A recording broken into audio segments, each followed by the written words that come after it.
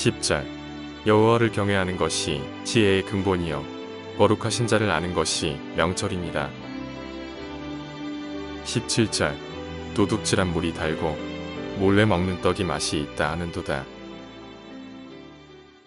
오늘 이 시간 우리가 잠언 9장의 말씀을 함께 살펴보도록 하겠습니다.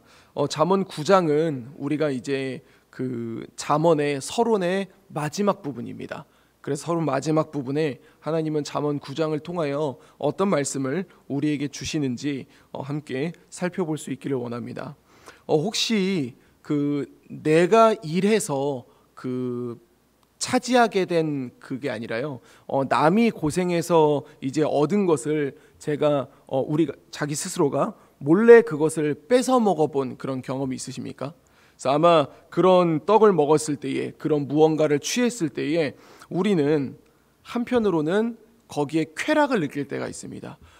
내가 고생해서 먹는 게 아니라 누군가가 이렇게 해온 거를 내가 몰래 쏙 먹으니까 기분이 좋다, 이렇게 이제 말할 때가 있는데, 우리가 살아가는 세상이 그런 것 같습니다. 자기가 노력해서 자기가 애를 써서 무언가를 성취하는 것을 추구하는 것이 아니라 어떤 정보를 빨리 캐내어 가지고 내가 힘들게 노력하지 않아도 많은 것을 내가 차지할 수 있는 그런 것을 이제 요구하고, 그런 것이 더 많은 재산을 가질 수 있고, 그런 것이 지혜라고 말하는 그런 세상이 우리의 세상이 아닌가라는 생각이 듭니다. 그래서 이 땅에 많은 젊은이들이 일자리로 가기보다는 어떻게 하면은 이런 혜택, 어떻게 하면 이런 정보를 얻어서 내가 뭔가 일을 열심히 하는 것이 아니라 그냥 그 자리에서 뭔가 클릭 해가지고 많은 것을 얻기 위한 그런 모습들을 많이 보이지 않는가라는 생각을 가져보게 됩니다. 오늘 이제 우리가 살펴보는 잠언 9장은 계속해서 우리가 얘기했던 지혜로운 여인과 미련한 여인 사이에 이 갈등을 이야기하는 부분을 가지고 오게 됩니다. 그래서 지혜로운 여인은 뭐라고 얘기하는지, 미련한 여인은 또 뭐라고 얘기하는지 우리가 함께 살펴보면서 우리는 어느 길로 갈 것인가 라는 것을 함께 결단할 수 있는 시간이 될 수 있기를 원합니다. 9장을 보면은 이런 이야기를 합니다. 지혜가 그의 집을 짓고 7 기둥을 다듬고 짐승을 잡으며 포도주를 혼합하여 상을 갖추고, 그리고 이제 얘기를 합니다. 어리석은 자는 이리로 오라, 지혜 없는 자는 내게로 오라. 그러면서 뭐라고 얘기하냐면요, 너는 와서 내 식물을 먹으며 내 혼합한 포도주를 마시고 라고 얘기를 하죠. 여기서 이 혼합한 포도주가 이 뭐를 의미하는지는 잘 모르겠지만, 제가 조금 알아보니까 원래 이제 그 포도주에다가 물을 섞거나 그렇게 이제 뭔가를 혼합을 하면은요 더 빨리 취하게 된다라고 하더라고요. 그렇게 이제 그런 의미로 쓴 건지는 모르겠지만, 어쨌든 와서 내 식물을 먹으며 혼합한 포도주를 마시고 이 어리석음을 버리고 생명을 얻으라, 이 명철의 길을 행하라라고 그렇게 얘기합니다. 그러니까 나에게 와서 내가 이제 주는 그 지혜를 통해서 너가 이제 생명의 길로 가고 명철을 행하라고 그렇게 이제 이야기하고 있는 것이죠. 그러면서 7절부터 9절에 있는 내용들을 이제 얘기를 하는데, 이것은 이미 지혜 속에 속한 자에게 주는 교훈입니다. 뭐냐면요, 거만한 자를 징계하지 말라는 것이죠. 거만한, 우리가 이렇게 지내다 보면은 그런 거 있지 않습니까? 교회 안에서도 열심히 이제 주의 일을 하는 사람이 있고, 교회 와서 이 주의 일을 하기보다는 우리의 섬김을 받으려고 하는, 서비스를 받으려고 하는 그런 분들도 좀 있잖아요. 그러면서 우리는 때로는 그분들을 향해서 뭔가 이렇게 말하고 싶잖아요. 너 똑바로 신앙생활해, 막 이런 말을 이제 하고 싶을 때가 있지 않습니까? 그런데 잠언은 뭐라고 얘기하냐면, 거만한 자를 이제 책망하지 말고 그냥 두라고 얘기하는 거예요. 왜냐하면은 도리어 능욕을 받게 되고 오히려 흠이 잡힌다라고 얘기하는 것이죠. 왜냐하면은 우리들도 사실 완전한 자가 누가 있겠습니까? 나도 흠이 있고 너도 흠이 있고 조금씩 다 흠이라는 게 있지 않습니까? 그런데 완전하지 못한 우리가 누군가를 향해서 막 책망하거나 너 그런 식으로 살 거야? 막 이런 식으로 얘기를 하면은 오히려 상대방이 그 얘기를 듣고 내가 바르게 살아야겠구나 라기보다는 쥐는 얼마나 잘한다고, 라는 생각을 하게 된다라는 것이죠. 그러면서 오히려 뭐라고 얘기하냐면은, 잠언은 뭐라고 얘기하냐면 지혜 있는 자를 책망하라고 얘기를 합니다. 왜냐하면 지혜 있는 자에게 조금 더 이런 부분들을 잘 세워갔으면 좋겠어 라고 얘기를 할 때 오히려 그가 그 얘기를 듣고 화를 내는 것이 아니라 자기를 스스로 돌아본다라는 것이죠.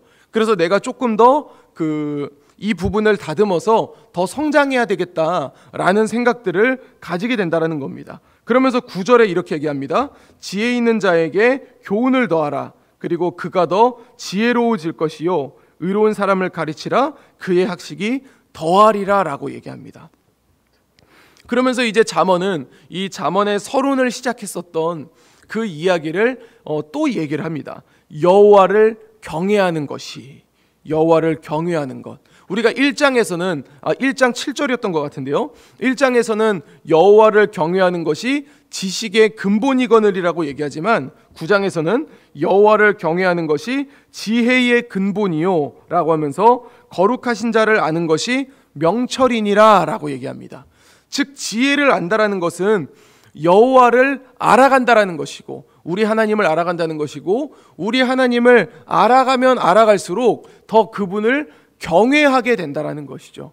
우리가 신앙이 더 깊어지고 깊어질수록 하나님을 찬양하고 하나님께 예배드리는 게 더 즐겁지 않습니까? 더 기쁘고 어떠세요? 뭐 이렇게 예배 오래 드리시면서 아유 그만 좀 드리고 싶다 이런 생각이 드시나요? 아니거든요. 하나님을 더 알면 알수록 더 예배하고 싶고 더 예배를 올려드리고 싶은 그런 이제 마음이 든다라는 것이죠. 그러면서 그 지혜로 말미암을수록 우리의 날이 더 많아지고 생명의 해가 더해진다라고 얘기하면서 이제 지혜의 길은 이 정도로 마무리를 합니다. 이제 13절부터 보면은 미련한 여인에 대한 얘기가 나옵니다. 그래서 미련한 여인이 어떤 이제 모습을 보이는가? 미련한 여인이 떠들면서 어리석어서 아무것도 알지 못하면서 자기 집 문에 앉아 성은 높은 곳에 있는 자리에 앉아가지고, 즉 뭐냐면은 사람이 다니는 그 길목에 앉아서 그 자신의 길을 가는 사람들을 부른다라는 것이죠. 그 행인들을 불러서 뭐라고 얘기를 하냐면은 17절 보겠습니다. 도둑질한 물이 달고 몰래 먹는 떡이 맛이 있다 하는도다라고 얘기합니다. 너가 열심히 일을 해서 얻어가는 것이 아니라 남이 열심히 일해서 가져온 거를 몰래 뺏어오는 것이, 몰래 훔쳐오는 것이 더 맛있지 않냐? 라고 이렇게 얘기하는 거죠. 누가 얘기하는 겁니까? 우리가 세상에서 이야기하는 얘기들입니다. 내가 노력해서 무언가를 얻는 것이 아니라 남이 열심히 일한 것을 내가 뭔가 조금 제도를 이용해서 뭔가 법을 이용해서 아니면 정보를 이용해서 그거를 갈취해오는 것. 기분이 좋지 않습니까? 그런 게 이제 세상이 들려주는, 미련한 여인이 들려주는 말이라는 것이죠. 그러면서 그들은 얘기합니다. 그것도 노동이야. 도둑질도 성실해야 할 수 있어. 게으르게 앉아가지고 할 수 있겠어? 라고 얘기하는 거죠. 그러면서 도둑질한 물이 달고 몰래 먹는 떡이 맛이 있다라고 얘기를 하면서 그 길로 가자라고 얘기합니다. 우리 그렇게 살자. 그렇게 사는 게 더 많이 이 재산을 쌓을 수 있고 그렇게 하는 것이 더 우리가 유익을 누릴 수 있지 않느냐라고 그렇게 얘기하며 초청한다라는 것이죠.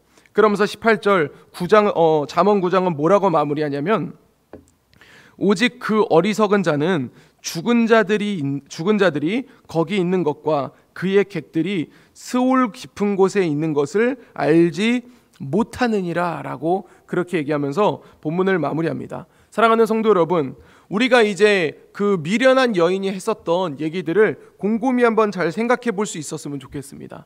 많은 사람들이 이제 이런 생각을 가지고 이런 마인드를 가지고 세상을 살아갑니다. 그러면서 자신의 통장을 채워가고 자신의 어떤 재산을 쌓으면서 그게 진짜 인생의 유익이라고 얘기를 합니다. 과거에 이 연예인 오디션 프로그램이 굉장히 성했었던 시대가 있었습니다. 그때 이제 초등학생들한테 가서 너 꿈이 뭐야? 라고 하면은 10명 중에 8명이 그 연예인이라고 얘기를 했거든요. 가수가 되고 싶다고.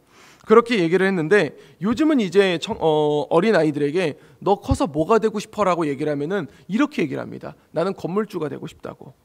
그래서 자기는 일을 하지 않고 그냥 나 돈 쓰다가 시간이 되면은 가갖고 세를 받아가지고 그 돈을 걷어들이고 또 한 달 동안 돈 쓰다가 또 가가지고 돈 받아갖고 돈 걷어들이고 그러면서 이제 인생을 즐겁게 살고 싶다라고 이 어린아이들이 그런 삶을 꿈꾸고 있습니다. 물론 그게 모두가 건물주가 될 수 있는 건 아니지만 어쨌든 어릴 때부터 아이들이 그런 꿈을 가진다라는 것은 우리의 세상이 우리의 어른들이 그 아이들에게 그게 유익되다라고 알려주고 있다라는 것이죠. 우리는 어떤 길을 가고 있습니까? 우리는 어떤 것을 꿈꾸고 있습니까? 우리는 지혜로운 여인의 길에 가고 있습니까? 아니면 미련한 여인의 길에 가고 있습니까? 내가 예수 믿으니까 지혜로운 길을 가고는 있지만 사실 미련한 여인의 길이 더 부러워 보이지는 않습니까? 오늘 주님은 우리에게 분명하게 말씀하십니다. 우리에게 지혜의 길을 가라고 얘기하고요. 지혜의 길로 가는 것이 생명의 길이라고 그렇게 말씀하십니다. 이제 오늘 하루가 시작됩니다.